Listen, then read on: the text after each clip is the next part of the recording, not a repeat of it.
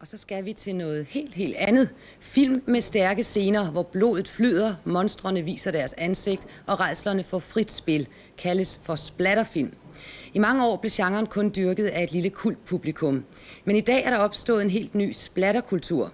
Og Moderne Tider ser på fænomenet, og jeg er nødt til at advare om, at indslaget lige fra starten indeholder nogle meget stærke og meget makabre scener. Nu er I advaret.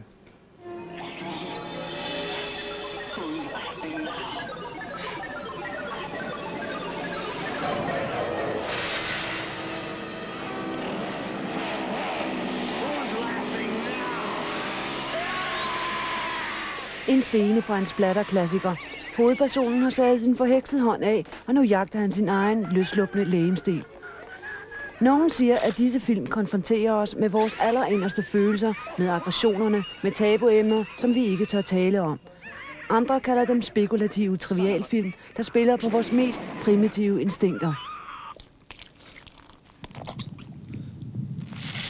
Men uanset hvad man mener, så skyller en frisk bølge af blod, gru og indvolde ud gennem videomaskinerne og biografladerne. De kaldes splatterfilm, og der bliver ikke sparet på ketchupen.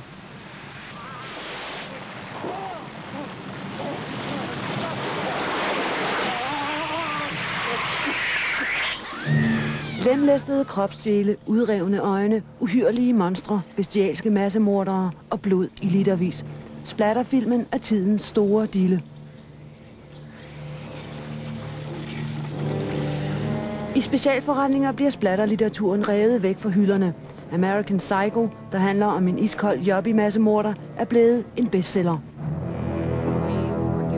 Og i virkelighedens USA udsendes ægte massemorderes sygelige bekendelser på tv, så millioner kan følge virkelighedens gru i detaljer. Tiden tørster efter blod. Så splatterfilmen splitter det hele ad, ikke? Den flår menneskerne og det normale i stumper og stykker, ikke? Den ødelægger alt det, som vi synes er pænt eller rart til daglig, ikke? Den siger, at det er ikke noget værd, vel? Det er dobbeltmoralsk, og det kan flås så nemt heroppe, ikke? Og inden under huden, når først der er flået kroppen op, så er der noget, der virkelig er ægte, nemlig kødet, blodet, lysten, skrækken, angsten, det der er til at tage og føle på, og det, som vi ikke må tale om til daglig, ikke? Jeg tror, vi skal opfatte splatterfilm som et signal til os om, at der er nogle ting, som vi bør kigge nærmere på. Blandt andet på vores forhold til følelser og til seksualitet, som jeg meget ofte tror, at de handler om. Og til vores forhold til vores fornuft.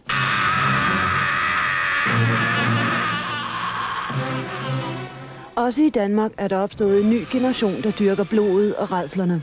Her er et videohold ved at prøvefilme en splatterscene, der har politiske undertoner.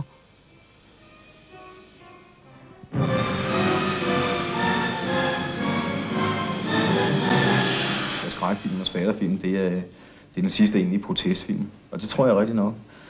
Fordi der er ikke nogen... De fleste andre filmgenre, de er dødssyge og meget seriøse. Og de skjuler tingene bag en masse fornemme problemstillinger. Og det, som man kan bruge splatterfilmen til, det er at vise noget basalt. Altså noget der er i alle mennesker. For eksempel blod. Det skal provokere. Det kan ikke røre, hvis ikke det provokerer. Det kan ikke gøre godt, hvis ikke det gør ondt. Det skal gøre ondt at se på, ellers så får man ikke noget ud af det. Al den gru, al den rædsel, alt det blod. Det hele er nemt at få galt i halsen. Men splatterfolkene mener, at filmene her er et billede på os selv og en kultur, som er bygget på vold. Hele bibelhistorien og er sådan set en splatterhistorie også, ikke? Den er fuld af blod og vold og fantastiske terrorting, ikke? Og Jesus han kom og flåede alle de dobbeltmoralske værdier fra hinanden, viste klart, hvordan det her samfund, der var dengang, var korrupt. Og han blev til sidst korsfæstet, han blev stenet, han blev jagtet. Nogle splatterfilm har endda stærke paralleller til Bibelen. I filmen Life Force omfavner to elskende hinanden, og sammen stiger de op i himlen. Ja, splatterfilmene dyrkes mest af et publikum, der lejer filmene gennem videoforretninger. Og det kan man jo så lade være med, hvis man ikke ligefrem er begejstret splatterfan. Vi skal have en fredelig vejrudsigt, og den kommer fra Meteorologisk Institut.